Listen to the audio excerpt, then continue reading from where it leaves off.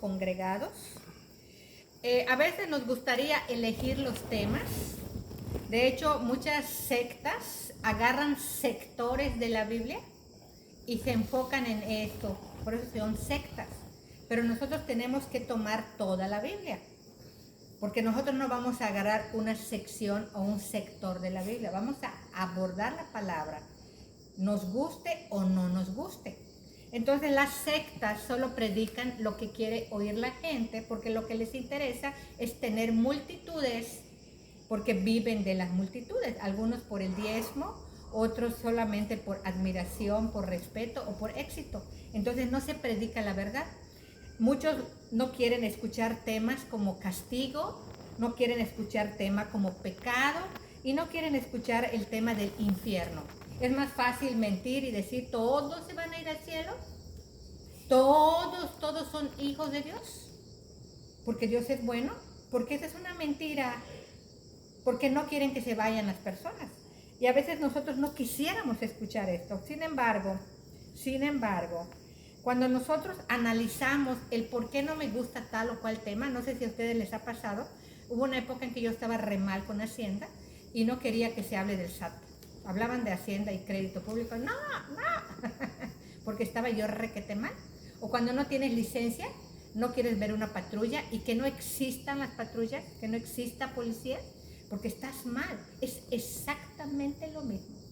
Las personas que no quieren abordar los temas del infierno, del castigo o del pecado es porque realmente su conciencia los traiciona. Su conciencia les habla, y realmente están en pecado. Por eso no quieren el tema. El tema de hoy se llama castigo.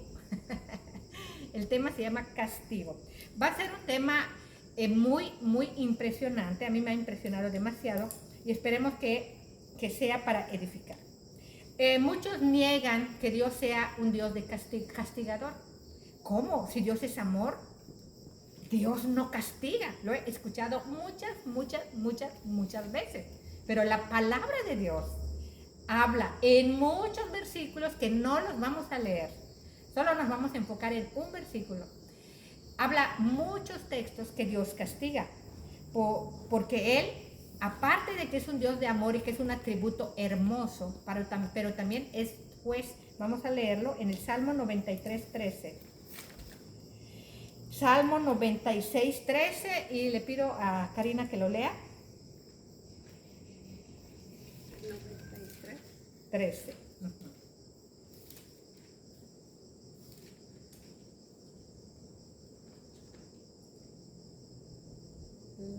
No tiene 13.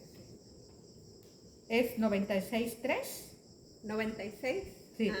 es 96:13. 13. Dice la palabra, delante de Jehová que vino, porque vino a juzgar la tierra. Juzgará al mundo con justicia y a los pueblos con su verdad. Aquí está clarísimo. Juzgará al pueblo con justicia, juzgará al pueblo con su verdad, porque Dios es juez. Y lo que hace el juez es aplicar la justicia, ejercer la justicia. ¿Y qué es la justicia? La justicia es darle a cada quien lo que merece, darle a cada quien su merecido. Hay una bienaventuranza en Mateo 5:6 que dice, afortunados, bienaventurados los que tienen hambre y sed de justicia, porque serán saciados. La justicia divina es real y verdadera. Dios no miente. Y creo que todos han leído en la palabra, vamos a buscarlo, Isaías 53:4. Lluvias así, por favor. Ayúdanos con Isaías 53:4.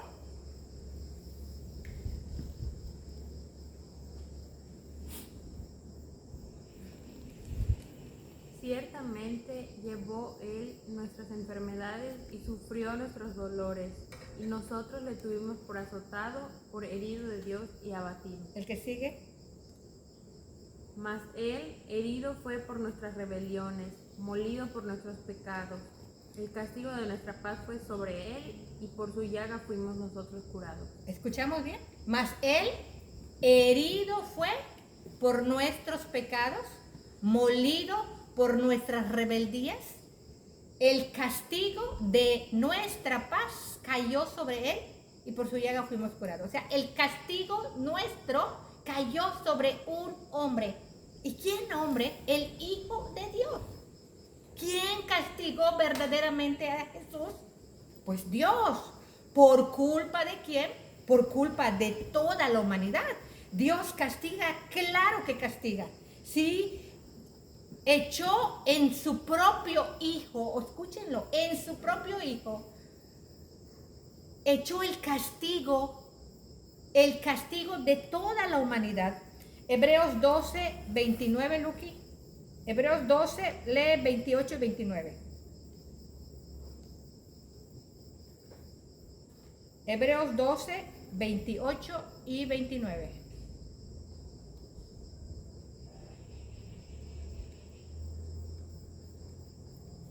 Denle una Biblia a Luqui, por favor. Hebreos 12, 28 y 29. No sabes dónde está.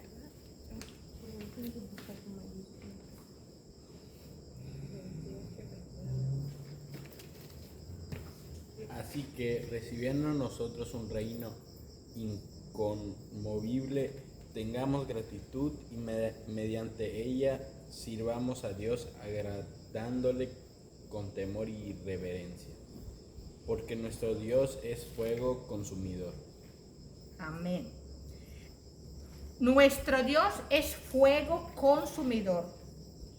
Y este adjetivo de Dios, de fuego consumidor, destaca su justicia, porque va a dar a cada quien su merecido. Él quiere respeto, Él pide reverencia, Él quiere honor, Él quiere obediencia, Él quiere gratitud. ¿Se la merece? Preguntemos si Dios se merece la honra, el respeto, la gratitud. ¿Se lo merece Dios? ¿Creen ustedes que los que se levantan contra Dios, los que se levantan contra su palabra, no serán castigados? Ahora, este tema, hermano, tiene dos resultados. Puede poner miedo en tu corazón, un miedo sin fundamento, o puede poner un temor reverente que te va a llevar al gozo. ¿Por qué? Porque el resultado depende de tu conducta, de que tu mente se abra a esta verdad y de tu convicción de obedecer la palabra sagrada. Vamos a leer Hebreos 10, 28 y 29 y le voy a pedir a Beto que lo lea. Hebreos 10, 28 y 29. El que viola la ley de Moisés, por el testimonio de 2 o de 3 testigos, muere irremisiblemente. ¿Cuánto mayor castigo pensáis que merecerá el que pisotea al Hijo de Dios y tuviere por inmunda la sangre del pacto, en la cual fue santificado, e hiciere afrenta al Espíritu de gracia?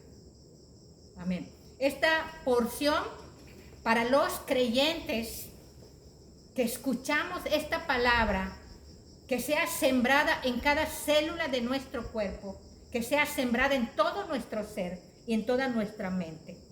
Si el que viola la ley de Moisés por el testimonio de 2 o 3 testigos muere irremisiblemente, muere irremediablemente, muere inevitablemente, hay una pregunta: ¿cuánto más castigo pensáis que merecerá al que pisoteare al Hijo de Dios y tuviera por inmunda la sangre del pacto con la que fue santificado e hiciere afrenta al Espíritu de gracia? Y ahorita vamos a entender esto. La ley, según el diccionario, es una norma, es una regla establecida por una autoridad. La ley tiene varias características, pero estas leyes son puestas, creadas por gobernantes o figuras de autoridad para poner orden con el fin de que funcione la sociedad y que funcione la comunidad en armonía. Las leyes son buenas porque ponen orden. El objetivo es que se lleve una vida de paz, una vida tranquila, una vida armoniosa, bajo una seguridad. Escuchen esto, todos estamos viviendo en México inseguridad. La inseguridad aumenta y hay lugares, hay ciudades en las que no se puede andar de noche, lugares que a las 8 de la noche todos deben estar en su casa, porque la inseguridad ha aumentado. Entonces, cuando se falla en el cumplimiento de esta ley, viene el desorden. ¿A ustedes les ha pasado que cuando se echa a perder un semáforo hay un caos vial? Solamente porque un semáforo se detiene o falla, empieza el caos vial. ¿Por qué? Porque el semáforo pone orden. También cuando se violan las leyes estatales por los delincuentes, lo que ocurre es un caos total, porque la violación de las leyes entorpecen la vida, dificultan las relaciones, dificultan la convivencia, la seguridad y la libertad de cada persona sufre severos daños. La delincuencia son comportamientos o acciones que violan las leyes y las normas establecidas en una sociedad. Y esta delincuencia incluye una serie de actos como por ejemplo delitos contra la propiedad, o sea, los robos. Ya ves que se roben tu coche o tus alhajas, son delitos contra la propiedad. Robos, hurtos, vandalismos. También hay delitos contra las personas, las agresiones verbales, agresiones físicas que traen lesiones y los homicidios. También están los delitos contra la seguridad pública, como el tráfico de drogas, el terrorismo, y podemos hacer una lista grande de delitos cuyas consecuencias son terribles. Generan un miedo, un pánico en la sociedad, causan un daño físico, causan un daño emocional, un daño económico. A todos los países les sale carísimo luchar contra la delincuencia. Y también un daño económico a la víctima.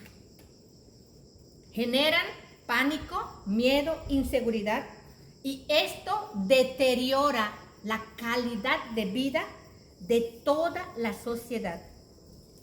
Por esto, hermanos, el que una persona viole la ley, Dios ha establecido castigo para los que violan la ley.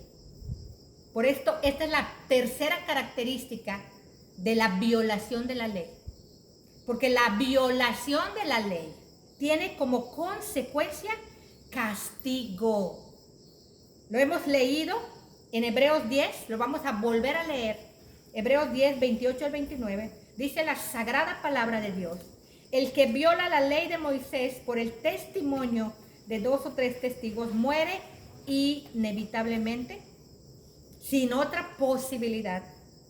Eso quiere decir irremisiblemente. ¿Cuánto mayor castigo pensáis que merecerá el que pisoteare al Hijo de Dios y tuviera por inmunda la sangre del pacto en el cual fue santificado, e hiciere afrenta al Espíritu de gracia? Al que ofenda, al que insulte al Espíritu Santo, y al que tenga por poca cosa el sacrificio de Jesucristo. Hay un castigo, hermanos, para el que viola la ley de Moisés. Y en Deuteronomio habla de los castigos. Porque Dios está interesado en que se le respete, en que se le honre. Entonces, las leyes puestas por Dios, tienen como objetivo la armonía, la convivencia, la seguridad y la felicidad entre hombres y mujeres en la sociedad. Porque lo que hacen es proteger los derechos individuales, salvaguardar la libertad de todas las personas y ejercer la justicia. O sea, castigar a los violadores de la ley para que los demás aprendan a respetar las leyes. Podemos deducir entonces que las leyes están puestas por amor al prójimo. Existen otras leyes que son las leyes naturales, y estas leyes naturales también establecidas por Dios, pero estas leyes naturales son principios o patrones que rigen el funcionamiento del universo y de la naturaleza. Estas leyes naturales son universales porque aplican a todo el universo sin excepciones. Las leyes naturales son inmutables, no se pueden cambiar. El tiempo no cambia las leyes, el transcurrir del tiempo, y el hombre tampoco puede alterar las leyes. Son leyes naturales inmutables. Y estas leyes las podemos conocer por medio de la observación, por medio de la experimentación y también por medio de la razón. Son muchas las leyes. Por ejemplo, la ley de la gravedad. Si tú tiras un objeto al aire, segurísimo va a caer al piso. Es una ley. No hay ningún objeto que se detenga en el aire. Cae. También está la ley del equilibrio, que establece que, por ejemplo, si hay agua en un lugar y hay menos agua en otro lugar, va a haber un equilibrio entre donde hay más agua, va a pasar a donde hay menos agua. ¿Y por qué decimos que se aprende por observación? Observen qué pasa cuando dejan una galleta fuera del empaque. Queda suave, porque el aire, por la ley del equilibrio del agua, le agrega agua a la galleta y la galleta se hace suave. Y lo contrario es si dejas un pan suave fuera del empaque, el pan tiene más agua que el aire, entonces el pan le va a dar agua al aire y el pan va a quedar ligeramente duro. Es por la ley del equilibrio, es una ley natural. También sabemos que es una ley que el fuego quema. Sabemos que es una ley que el sol quema y da mucho calor, y que la electricidad, si tú la tocas, te puede electrocutar. Las leyes naturales no cambian. Escuchen esto. Toda la creación no pensante, hablando de plantas, animales, estrellas, toda la creación no pensante está bajo las leyes naturales. Y nosotros, creación humana, también estamos bajo las leyes naturales. Pero la palabra sagrada de Dios muestra, y aquí viene lo interesante, muestra cómo un hombre estuvo por encima de las leyes naturales.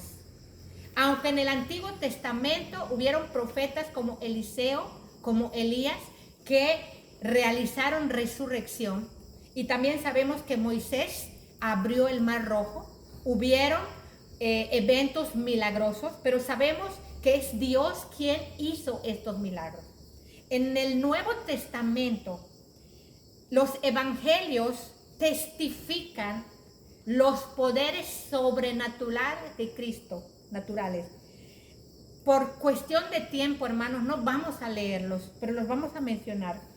Creo que todos han leído en Mateo 14, del 22 al 25, que Jesús caminó sobre el mar. Y este evento es un evento sorprendente. ¿Saben por qué es sorprendente? Porque hay leyes naturales como la tensión superficial, que es una capita que se forma sobre el mar, pero que se rompe fácilmente por el peso, que los mosquitos pueden caminar sobre el mar, pero ningún humano lo puede hacer, porque el hombre pesa más por cuestiones de peso o de densidad y se va a hundir, porque una cosa es nadar y otra cosa es caminar. Jesús caminó sobre el mar, venciendo la ley de la gravedad, que no lo empujó, no se hundió. También venciendo, o sea, no venció la tensión superficial. No venció la tensión superficial porque no se hundió. Y tampoco importó la densidad, porque él tiene peso mayor comparado con el mar. Entonces, en este caso, Jesucristo no fue influenciado por estas leyes naturales, fue al revés. O sea que las leyes naturales de la gravedad, de la tensión superficial y de la densidad no aplicaron en este caso a Cristo. Al contrario, estas leyes se sometieron a Jesucristo. Algo wow y wow sorprendente. Vamos a leer Mateo 8, 24 al 27. Luis, ayúdanos por favor. Mateo 8, 24 al 27. Y he aquí que se levantó en un mar una tempestad tan grande que las olas cubrían la barca, pero él dormía. Y vinieron sus discípulos y le despertaron, diciendo: Señor, sálvanos, que perecemos. Él dijo: ¿por qué teméis, hombres de poca fe? Entonces, levantándose, reprendió a los vientos y al mar, y se hizo grande bonanza. Y los hombres se maravillaron, diciendo: ¿qué hombre es este que aún los vientos y el mar le obedecen? Amén. ¿Escucharon bien? Era una gran tormenta, gran tormenta. Estaban en el mar. Sus discípulos tuvieron miedo. Les llegó el pánico por la muerte. Pero Jesús dormía tranquilamente. ¿Qué fue lo que hizo Jesucristo? Se levantó y le ordenó a los vientos y al mar que se calmaran. Entonces, sus discípulos se sorprendieron y preguntaron: ¿qué hombre es este que aún los vientos y el mar le obedecen? Escuchen esto, hermano. Jesús muestra aquí la autoridad y el poder que tiene sobre el mar, sobre los vientos, que no tiene ningún otro hombre. Escúchenlo. Sino que los vientos se sometieron a Cristo. La tormenta se sometió a Cristo. El mar se sometió a Cristo. ¿Esto qué significa? Que Jesucristo mostró su poder sobre estas leyes naturales, sobre estos elementos. También hemos leído, escuchado en Mateo 14, del 14 al 21, que había sanado a muchos enfermos. Era muy noche, había hambre, y sabemos que multiplicó los panes y los peces y le dio de comer a más de 5,000 hombres, sin contar mujeres y niños. Aquí muestra su poder sobre la materia. La materia se somete a Cristo. También hemos leído la resurrección de Lázaro, que revierte Cristo la muerte, revierte el proceso de putrefacción y de descomposición de un cuerpo. Lo hace al revés. Estos son milagros, estos son poderes. Muestra la autoridad sobre bacterias, sobre virus, sobre materia, sobre mar, sobre agua, sobre tormenta, sobre las leyes naturales. Entonces, Jesús estuvo por encima de estas leyes naturales. Y ningún hombre puede decir que está sobre las leyes naturales. Que existen muchos falsos profetas que hacen callar al mar, pero sin resultado.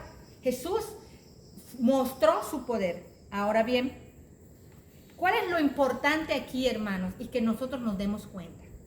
El hombre que tuvo el poder y la autoridad para calmar tormentas, multiplicar panes, sanar enfermos, jamás, oigan esto, jamás, en toda su vida en la tierra, estuvo por encima de las leyes de Dios. ¿Cómo la ven? Siempre se sometió voluntariamente a las leyes divinas, a los mandamientos, a las reglas y a las normas de las que hablamos al principio. A las reglas que Dios puso y a las normas para que haya una excelente convivencia. Jamás violó ninguna ley de Dios. Jamás violó ninguna ley de Moisés. Jamás estuvo por encima de las leyes. Y esto es lo que nos debe quedar claro. El hombre no está por encima de las leyes de Dios. Si el hombre ha violado alguna ley, segurísimo recibirá castigo si no se arrepiente. Porque no hay ningún hombre. Jesús se hizo hombre y aunque era el Hijo de Dios, nunca estuvo por encima de las leyes de Dios, de sus mandamientos. ¿Lo estamos entendiendo, Beto? ¿Lo estamos entendiendo? Así que cualquier humano que pretenda robar, mentir o a violar la ley y piense que no va a recibir castigo, está en un grave error, está en un grave peligro. Porque hemos escuchado al profeta Isaías en el capítulo 53, versículos del 4 al 6, que el castigo de nuestra paz cayó sobre él. Dios le aplicó a Cristo nuestro castigo, al que nunca violó ninguna ley. Entonces, el único que puede estar sobre todas las leyes naturales es Dios. Jesús mostró ser Dios, pero se hizo hombre y vino a cumplir la ley y nunca estuvo por encima de la ley. Echó fuera demonios, tiene autoridad sobre los ángeles, sobre los demonios, espíritus inmundos, también sobre los ángeles, pero nunca estuvo por encima de la ley divina. ¿Creen ustedes que haya un hombre que pueda estar sobre la ley divina? Ninguno. Entonces, nosotros como criaturas que no tenemos autoridad sobre los elementos, ni siquiera nuestros hijos nos obedecen. ¿Qué te va a obedecer el mar? No te obedece. Nosotros no tenemos autoridad sobre las leyes naturales ni sobre los elementos. Somos simples criaturas. Pero muchos se burlan de los mandamientos de Dios. Muchos creen que pueden ridiculizar la palabra de Dios. Muchos creen que van a estar por encima de los mandamientos de Dios y están muy equivocados. En su tiempo serán castigados. Y cuando alguno piensa que no ha recibido castigo, no es porque sea bueno. Dice Lamentaciones 3:22, por la misericordia de Jehová no hemos sido consumidos. Hay dos historias en 2 de Samuel 6, versículos del 6 al 7, en el que Usa toca el arca del pacto y Dios enciende su furor y lo mata instantáneamente por haber tocado el arca. Porque Dios dejó instrucciones claras sobre cómo iban a tratar el arca. Y él tocó el arca y murió instantáneamente. Dios lo mató. Y también hay otra historia cuando Nabucodonosor, en Daniel 3:21, iba a incinerar a 3 hombres en el horno. ¿Y qué pasó? Que Dios evitó que estos hombres sean incinerados. ¿Se acuerdan de la historia? Sadrach, Mesach y Abednego. O sea, podemos ver entonces que Dios puede salvarnos del castigo, el único que nos puede salvar del castigo. a través de la sangre de Cristo. Por eso dice la palabra, si el que viola la ley de Moisés con el testimonio de 2 o 3 testigos muere inevitablemente, ¿cuánto mayor castigo pensáis que merecerá al que pisoteare al Hijo de Dios? Tuviera por inmunda la sangre del pacto y se burlara del Espíritu de gracia. Hay un castigo, hermanos, grande para aquellos que no valoren, que no aprecien, que no agradezcan el sacrificio de Cristo. La ley no salva a nadie. Es como la ley de tránsito. Saberte el reglamento de tránsito, que la velocidad máxima es tal, que debes usar el cinturón de seguridad, saberlo, ¿te hace no violarla? No, solo te da el conocimiento. Pero depende de ti que lo respetes o que no lo respetes. Porque la ley no salva a nadie, pero Cristo sí salva, porque Él ya recibió el castigo. La ley no santifica a nadie, pero el Espíritu Santo sí santifica a los que nos alineamos a Él. Por lo tanto, ¿qué castigo merecerán los que contienden contra Dios?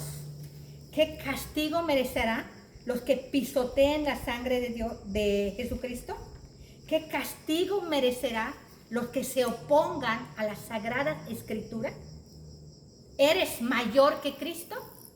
¿Somos mayores que Cristo? ¿Somos más importantes que Cristo?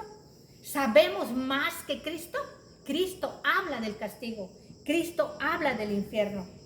Entonces, debemos arrepentirnos porque seguramente hemos violado la ley de Dios.